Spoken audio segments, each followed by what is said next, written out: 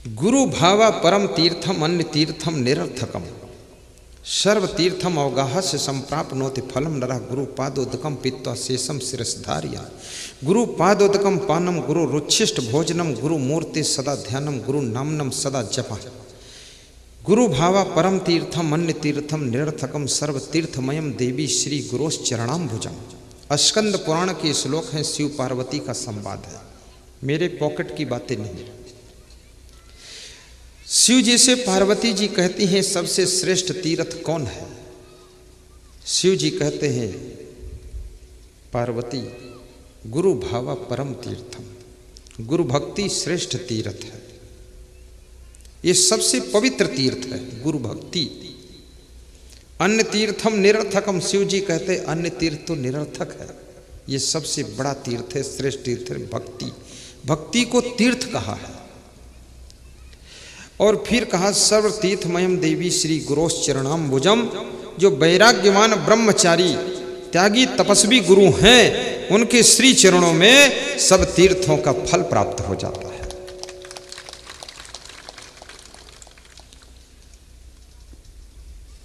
काशी में भी जाओ, गंगा में स्नान करना, उज्जैन जाइए, क्षिप्रा में डुबकी लगाइए, लेकिन थोड़ा प्रवचन भी सुनिए, ज्ञान कथा सुनिए।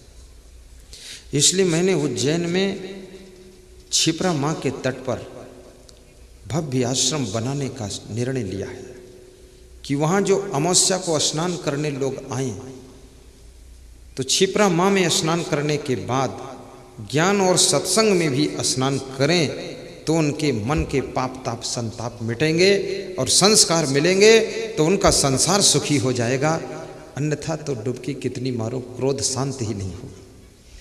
ये काम क्रोध लोभ मोह ईर्ष्या द्वेष अहंकार चोरी चुगली चाहिए प्रपंच, इसको सबको इस मैल को धोने वाला तो सत्संग का जल है, भक्ति का साबुन है। और सदगुरु कोई धोबी बनेगा तब तुम्हारे जीवन की चादर का ये मैल धोकर साफ करेगा।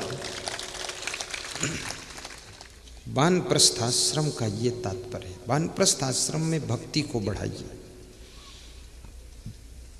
सत्संग में ज्यादा समय दीजिए, अपने बच्चों के ऊपर क्रोध मत कीजिए, उनको क्षमा कीजिए, सही मार्गदर्शन दीजिए, गम खाकर रहिए, बहुओं की प्रशंसा कीजिए, बहुओं से कहिए कि तुम बहुत अच्छी हो, तुम आ गई तो घर संभाल लिया, हमारे से तो नहीं संभल पाता है, और संभाला तो तुमने ही पहले से।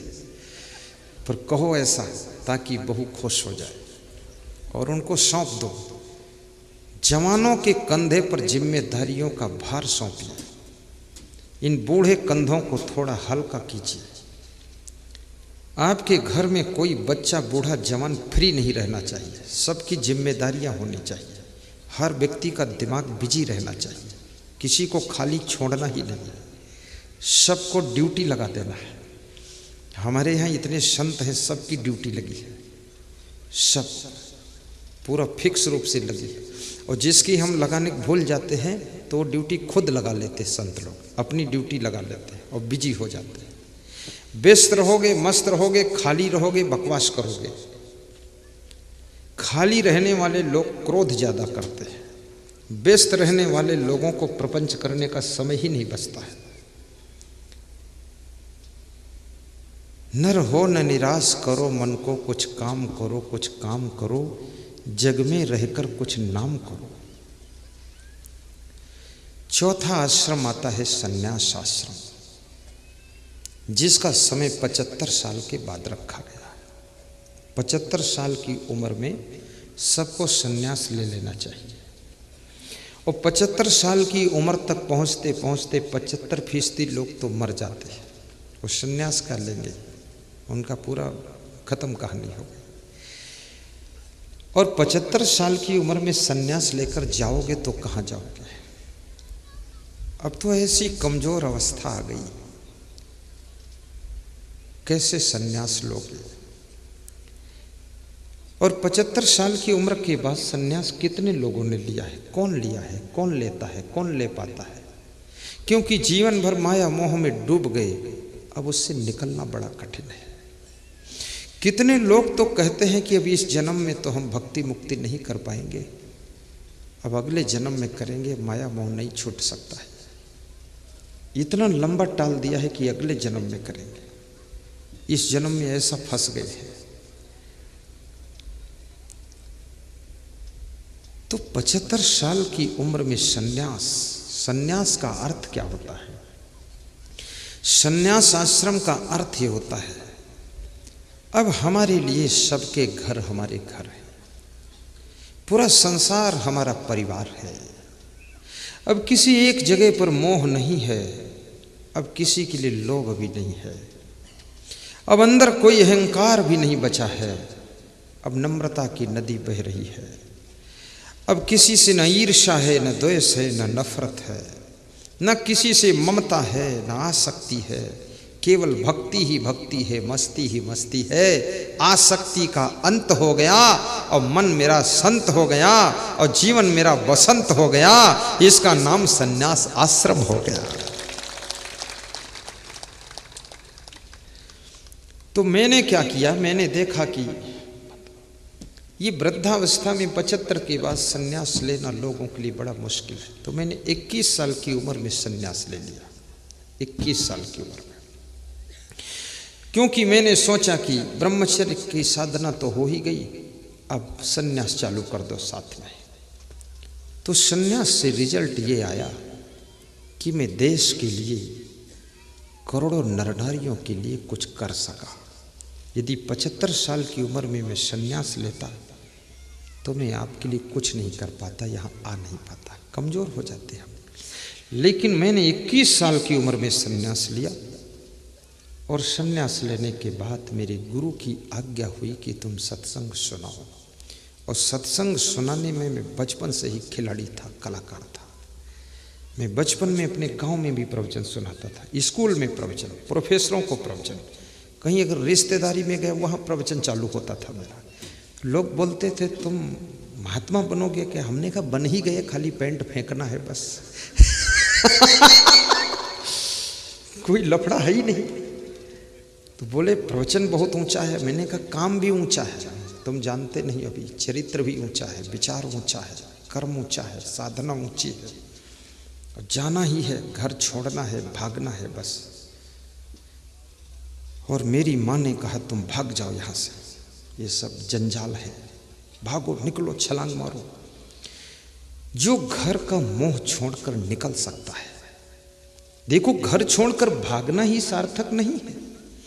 लोग लड़कियों को लेकर भी तो घर छोड़कर भाग जाते हैं, लेकिन किस उद्देश्य से आप भागे हैं? आपका उद्देश्य क्या है? आप घर से ज्यादा नरक तो साथ लेकर गए। ये भागना के तो भोगना। घर का मोह छूट गया, अब कहीं मोह नहीं करना है। सब हमारे हैं, कोई नहीं हमारा है, हम सभी के हैं, हम किसी के नहीं हैं, ऐसा वाला सिद्धांत। और फिर अब सबके लिए जीना है, किसी एक के लिए नहीं जीना है, स्वार्थ के लिए नहीं जीना है, अब परमार्थ के लिए जीना है।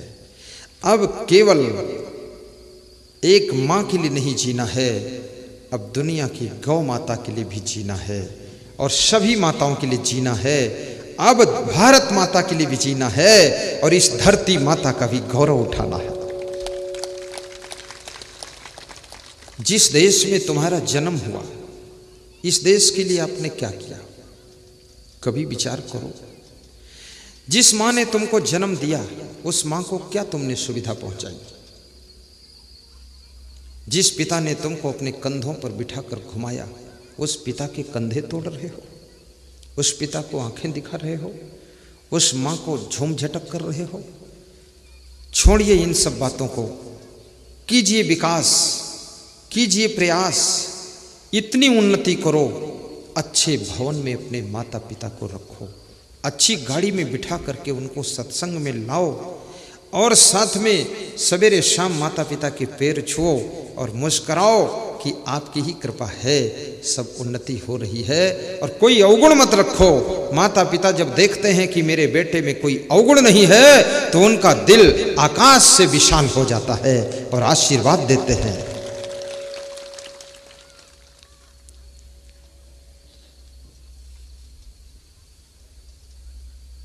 प्रातःकाल उठि कै रघुनाथा,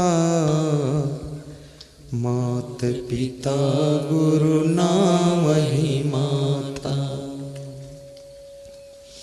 कितने लोग तो अपने माता पिता के भी पैर छूने में शर्माते हैं। बड़े अजीब लोग हैं।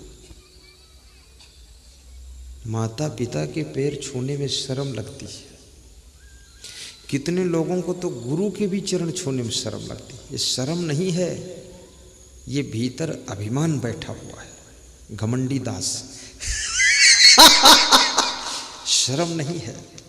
अरे तुम्हें लेटरिन करने में शर्म नहीं लगती, होटल खाने में शर्म नहीं लगती, दारू पीने में शर्म नहीं लगती, बीड़ी पीने में शर्म नहीं लगती, तब तो तुम बेशर्म बन जाते हो। और माता पिता गुरु के पैर छूने में शर्म लगती, हाथ जोड़ने में शर्म लगती है, गोबरदास कहीं के। तो विवेक तो तो मैं तो बड़ा सोचता हूं विचित्र रूप से। सिया राम मई सब जग जानी, करहु प्रणाम जोरि जुग पानी। सिया राम मई सब जग जानी, करहु प्रणाम जोरि जुग पानी। नारियों में सीता का दर्शन, पुरुषों में राम का दर्शन। भगवान श्री राम ने कहा है, नवधा भक्ति में जो सातवीं भक्ति है ना बाबा, सातवीं भक्ति में राम कहते हैं। शिवरी को सुना रहे हैं। अभी सभी भक्ति सुनाऊंगा, पर सातवीं पहले सुना देता हूं। सतुई सब मोह में जग देखे, मोते अधिक संत करी लेखे। सातवीं भक्ति में राम कहते हैं कि मेरे समान संसार के नर नारियों को देखना। भगवान राम की नम्रता की चरम ऊंचाई पर है। राम कहते मेरे समान संसार के नर नारी हैं।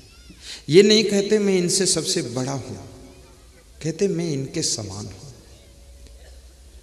और इनको मेरे समान समझकर प्रणाम कर लेना। मैं तो नहीं मिलूंगा, मेरे चरण नहीं मिलेंगे, लेकिन मेरे रूप में, रूप को बदल करके ये संसार के नर नारी मिलेंगे। इनको ही सीता राम समझकर प्रणाम कर लेना, नमस्कार कर लेना। सीता राम चरण रति मोरे, अनुदिन बधऊं अनुग्रह तोरे।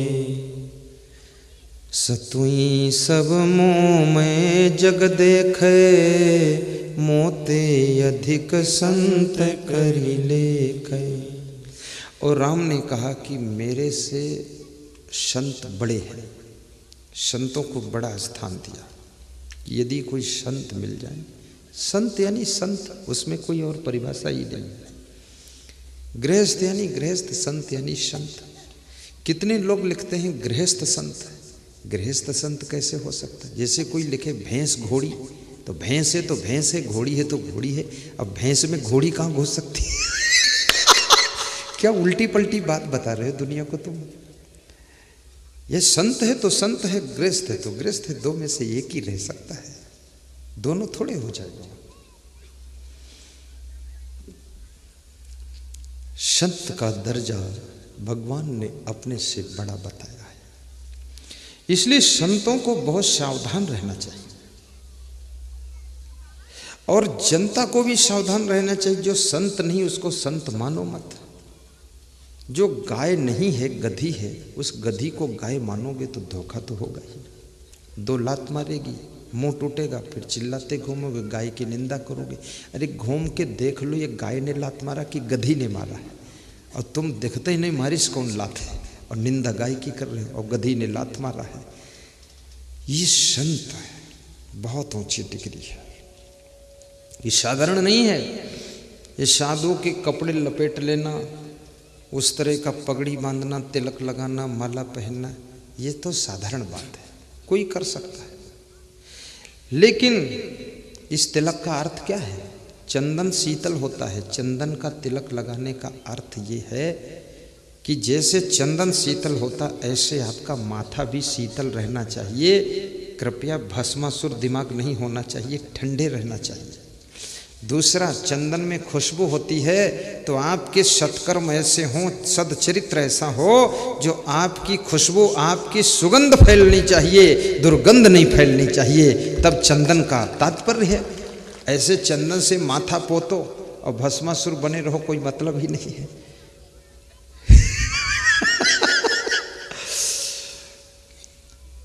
और ये कपड़ा पहनने का अर्थ क्या है?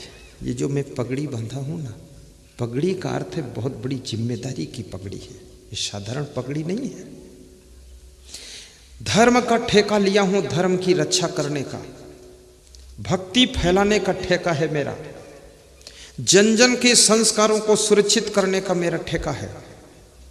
अभी मेरे पास में एक यसाई साहब आए थे, तो कह रहे थे मैं आपको प्रणाम करता हूं कि आप महान हैं जो गांव-गांव में जाकर सत्संग करते हो।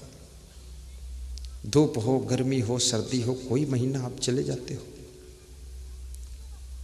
ऐसा नहीं कि शहरों में, हमने कहा छोड़ो शहर, हम नहर में कर देंगे सत्संग। यहाँ तो कोई गांव भी नहीं, खेतों में है, बहुत अच्छा है। और मेरा जन्म भी गांव का ही है, हमें गांव में भी आनंद है। शहर, हमको शहर गांव से लेना देना क्या? हमें खाना तो रोटी सब्जी दाल चावल है, तो हमको शहर में कोई कचौड़ी थोड़े खाना, वहाँ क्या काम ले रहा है? और ना मुझे वहाँ शहर में दुकान खोलना है, और ना तो शहर में हमको सैर सपाटे करने हैं, ना सड़क देखना। हमारी देखने कुछ इच्छा ही नहीं है, हम देखना चाहते ही नहीं है। नहीं देखने की चाह है, नहीं सुनने की चाह, और नहीं सूंघन की चाह है, और नहीं खावन की चाह। चाह सब खत्म, चाह गई चिंता मिटी, मनुआ बेपरवाह, और जिनको कछु न चाहिए वो साहन पद साह, वो साहन पद साह।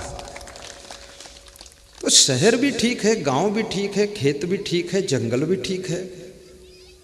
और संत की जिम्मेदारी होती है आराम करना नहीं, केवल भंडारा खाना नहीं, सोना ही नहीं। संत की जिम्मेदारी है कि माया की नींद में सोए हुए नर नारियों को जगाना, संस्कार विहीन लोगों को संस्कार देना, ये संत की जवाबदारी है। धर्म अगर कमजोर हुआ है तो इसकी जिम्मेदारी संत के ऊपर जाती है। धर्म की रक्षा दो लोग करते हैं, या तो राजा करता है या संत करता है।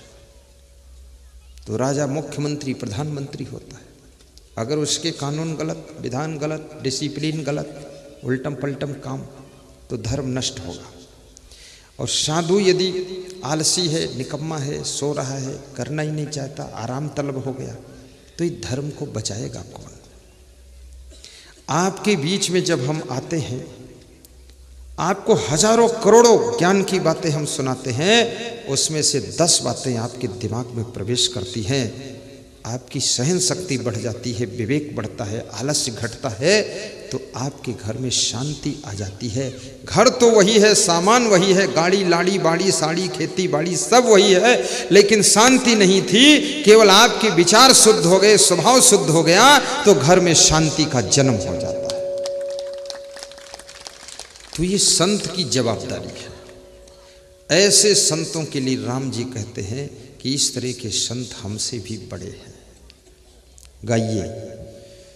सतुई सब मोह में जग देखे, मोते अधिक संत करि लेखे। निरपेक्षम मुनिम शांतम, निर्वैरम समदर्शनम, अनुव्रज्यामि हम नित्यम पूयेते घृणुभिः। अपेक्षा रहित, शांत, प्रसन्न चित्त, मननशील, आत्मज्ञानी, सम प्रेम करने वाले संतों के पीछे पीछे कृष्ण कहते हैं कि मैं इसलिए घूमता हूँ कि उनके चरणों की धूल मेरे सिर पर पड़ जाएगी तो मैं भी धन्य हो जाऊँगा, पवित्र हो जाऊँगा। कृष्ण भी ऐसे संतों के पीछे पीछे घूमते रहते हैं। ऐसे संत की आवश्यकता है। तो ये सन्यास आश्रम का अर्थ क्या है? अब संसारियों की तरह जीना नहीं है।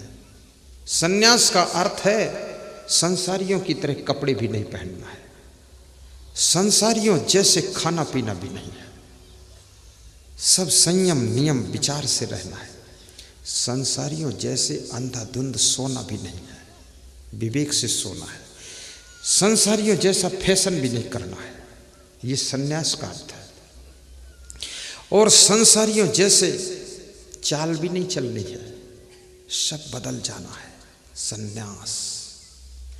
और संन्यास आश्रम लास्ट आश्रम है, इसके बाद कोई आश्रम नहीं है, इसके बाद मृत्यु हो जाती है। पर संन्यास बहुत कम लोग लेते हैं। एक आश्रम और नया आश्रम निर्मित हुआ है, वो दारू पीने वालों का आश्रम है, जुआ खेलने वालों का। दारू पीने वाले, जुआ खेलने वाले, उल्टा पलटा कर्म करने वाले, चरित्रहीन, बेविचारी, निकम्मे, नालायक लोगों का आश्रम है एक। उस आश्रम का नाम है सत्यानाश आश्रम। सब नाश कर देना। तो ज़्यादातर तो लोग उसी आश्रम में प्रवेश हो रहे हैं, बचपन से ही सत्यानाश कर देते हैं। जमीन बेचकर दारू पी रहे हैं, जुआ खेल रहे हैं जमीन बेच बेच कर। ये सत्यानाश मत कीजिए।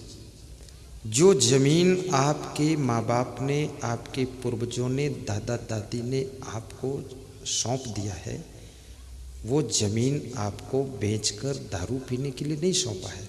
वो ज़मीन इसलिए सौंपा है कि इस ज़मीन में खेती बाड़ी करके अपने परिवार को पालना और आने वाली पीढ़ी को ये ज़मीन वापस लौटा देना। क्योंकि ये ज़मीन मेरी नहीं है, ये ज़मीन मेरे पूर्वजों ने मुझको सौंपा था, मैंने तुमको सौंपा है और तुम आने वाली पीढ़ी को सौंप देना। इस ज़मीन को बेचकर खाने उड़ाने के लिए नहीं दिया गया है। ये ज़मीन एक दूसरे को सौंपने की परंपरा में चल रही है। इसको बढ़ाने के हकदार हो, लेकिन इसको बेचकर उड़ाने के हकदार नहीं हो। उन्नति कीजिए, विकास कीजिए। तो ये 4 आश्रम, शिवरी के आश्रम पर भगवान श्री राम का आगमन हो चुका है। भगवान श्री राम शिवरी को देखकर खुश हो जाते हैं। राम उस व्यक्तित्व का नाम है जो हमेशा खुश रहते हैं। कृष्ण वह प्रतिभा हैं जो हमेशा हंसते रहते हैं। कबीर वह संत हैं जो हमेशा प्रसन्न रहते हैं। यदि तुम में प्रसन्नता रहती है तो समझो कबीर का प्रभाव आ गया। यदि तुम हंसते रहते हो तो समझो कृष्ण का प्रभाव है। यदि तुम मुस्कुराते हो मधुर मधुर तो राम का प्रभाव है। यदि तुम टेंशन करते हो, चिंता करते हो तो ये धृतराष्ट्र का प्रभाव है। और ये रावण और कंस का प्रभाव आ गया है, टेंशन में रहना। रावण बहुत टेंशन में रहता था, कंस भी tension, Duryodhan tension, Dhritarashtra tension. और टेंशन में कौन रहता आपको पता? जिसको ज्ञान नहीं है, जो सही राह पर चलता नहीं है, न्याय नीति से उल्टा चलता है, वो ज़्यादा टेंशन में पड़ता है। और जो सही कर्म करता है और सही ढंग से जिंदगी जीता है, उसको टेंशन नहीं होती है, आनंद ही आनंद रहता है। धन की हानि को सहने के लिए भी रंजगम सहने को कलेजा चाहिए। जो भी कमाया है सब खो जाए, उसको भी सहने के लिए दिल चाहिए। किसी प्रिय का वियोग हो जाए, मृत्यु हो जाए या नाराज होकर भाग जाए, तो उसके घाव को सहने की भी शक्ति होना चाहिए। कितने लोगों की पत्नी मर गई तो वो पागल हो गए, कितनों का पति मर गया तो उनको लकवा अटैक हो गया टेंशन में। तो ये बुद्धिहीनता के काम है।